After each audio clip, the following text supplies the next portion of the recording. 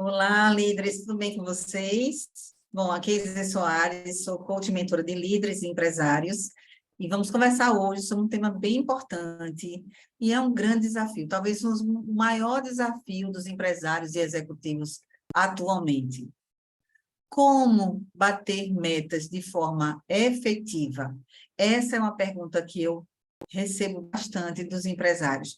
Como criar um sistema que, de fato, a minha equipe, a minha empresa possa bater metas de alta performance, né? Parece que tem alguns meses que dá tudo certo, que a gente bate a meta, e tem outros meses que a gente não entende e a meta não é batida, não se sabe por quê. Ou algumas equipes batem metas mais do que outras, ou que metas mesmo eu tenho que definir para a equipe? Ainda existem executivos e empresários que não conseguem nem estabelecer a meta. E isso é mais do comum do que a gente pensa. Então, hoje eu vim aqui falar com você. Como você garantir que a meta da empresa vai ser batida pela sua equipe? Vem comigo. Então, se você ainda não é inscrito nesse canal, esse canal é dedicado a líderes, gestores de pessoas, executivas, executivos, empresárias e empresários do nosso Brasil, querido. Principalmente para as pequenas e médias empresas, que são 90% do nosso time de empresas e organizações, tá? Então, se inscreve aqui que a gente vai ter mais vídeos sobre todo esse tema, beleza? Então, hoje vamos conversar diretamente sobre isso.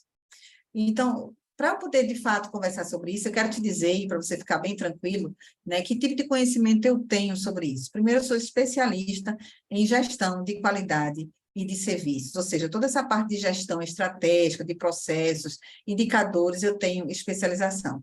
Eu trabalhei mais de 10 anos numa grande multinacional, numa empresa que trabalhava e tinha isso, de fato, como sistema de gestão da empresa. Então, fiz parte do Comitê Estratégico de Gestão da empresa e todo ano a gente definia metas, né? Sentava para definir indicadores, metas, diretrizes estratégicas, para que toda a organização pudesse, de fato, convergir para uma única diretriz, para uma única visão empresarial. Tá? Então, como RH, mais de 10 anos em grandes empresas, a gente entende que um RH estratégico, sim, precisa ajudar a empresa a bater metas. E era isso que a gente fazia, tá? Então, vamos conversar um pouquinho. Primeira coisa que é muito importante, começa pelo começo, pelo planejamento. Então, a meta é batida num planejamento. Então, como é que você faz o teu planejamento de metas, tá? Primeiro passo, você precisa ter dados e fatos. Nem que sejam alguns números que você precisa ter para basear a meta futura com o passado. A ideia é que você possa ter pelo menos 3 anos daquele indicador. Então, digamos que você queira aumentar o faturamento da empresa, ou melhor, a margem líquida da empresa, ou melhor, o EBITDA da empresa, ou melhor, o lucro operacional, enfim, algum indicador de rentabilidade financeiro é necessário, tá? Esse é o principal indicador para a organização. Então, vou colocar como indicador aí a margem de contribuição ou a margem líquida, tá? Então, você precisa ter um dado sobre isso. Então, tem empresas que não têm, começa com faturamento. Melhor do que não ter. Então, vendas, volume de vendas ou valores de vendas, também é um outro dado. Mas você precisa ter dados mensais ou até semanais, mas digamos que mensais já ajuda para que você possa pegar esse indicador, né, esses números de 3 anos e realmente fazer uma previsão, uma projeção para o ano que vai vir. Ah, Isê, mas eu não tenho esse controle de 3 anos. Então, faça o que você tem, né? Enquanto você pode, faça o melhor que você tem. Mas é importante você ter algum número, algum dado do passado para prever o futuro, para projetar o futuro. Esse é um ponto. O outro ponto é, envolva as pessoas. Envolva pessoas que vão trabalhar naquela meta. Tem empresários e executivos que definem a meta sozinho e só fazem comunicar para a equipe que vai bater aquela meta.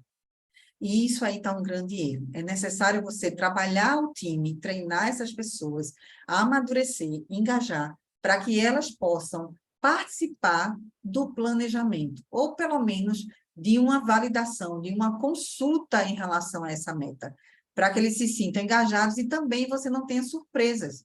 Porque vamos combinar que quem está na frente, né? Quem está ali de frente com o cliente, com aquela meta, é que entende, ó, que tem na veia, né? Na pele, ele sabe como a coisa funciona.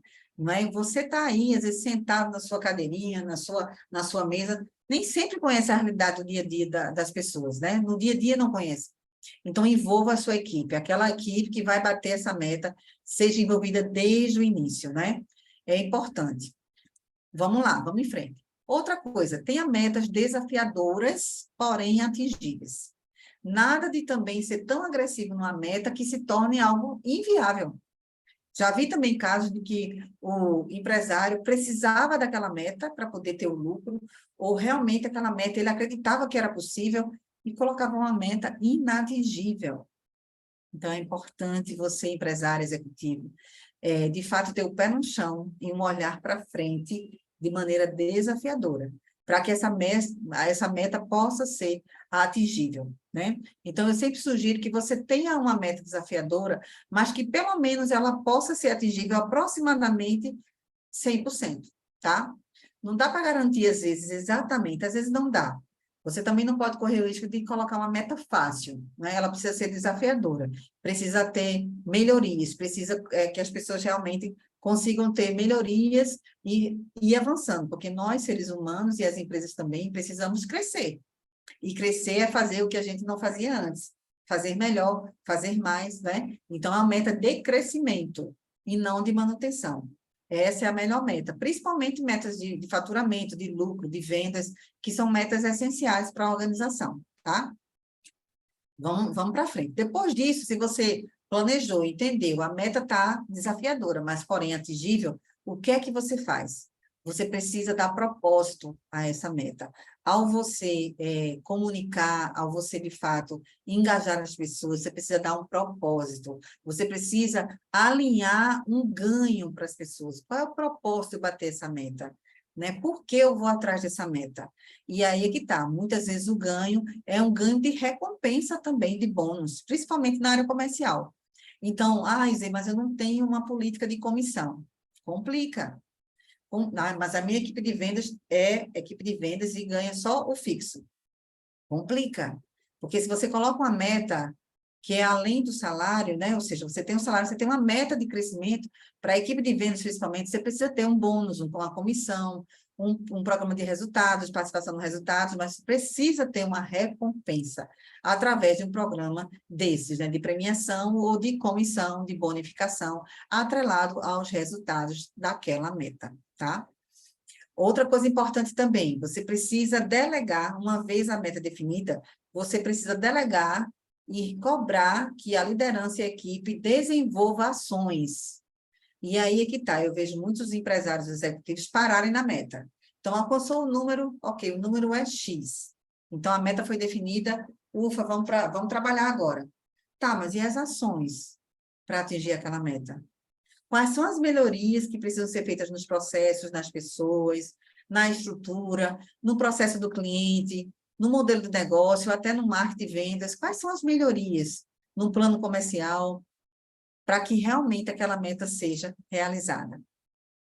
Precisa fazer plano de ação, envolvendo a liderança e, de fato, o ideal é envolver também a equipe, né, no plano de ação, para que eles possam montar um plano de ação para, de fato, alcançar aquela meta. O plano de ação, gente, é um plano de ação, ele é vivo, ele é dinâmico. Então, Zé, mas como é que eu vou construir um plano de ação agora, em fevereiro, para uma meta que eu só vou fechar em dezembro? Você vai construir, através de dinâmicas de ideias, chuvas de tempestade de ideias, de brainstorming e outras ferramentas, daquilo que você está vivendo hoje, com o seu conhecimento de hoje.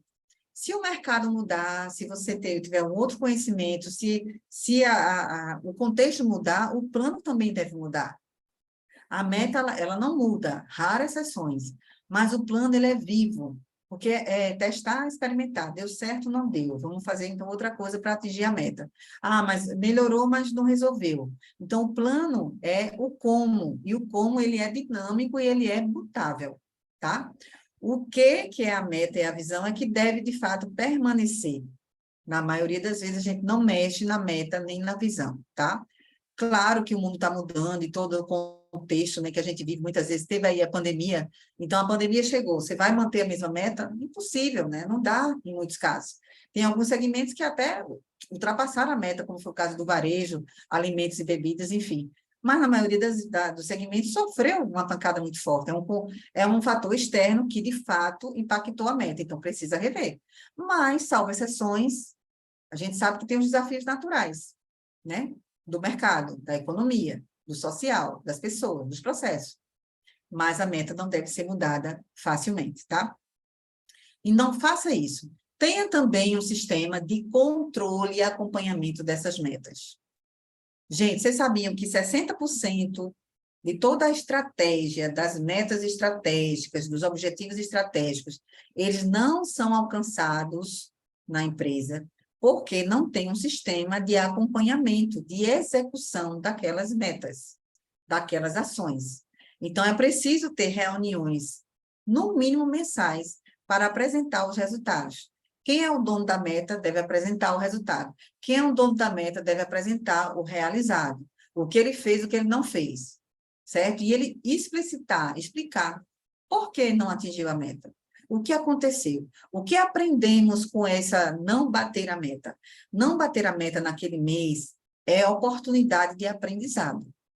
Sim, não deve ser colocado como uma cultura de culpa, uma cultura de caça a bruxas, aos erros. Não, é de aprendizado. Então, o que aprendemos? Se não batemos a meta, é porque algo deu errado. Aonde?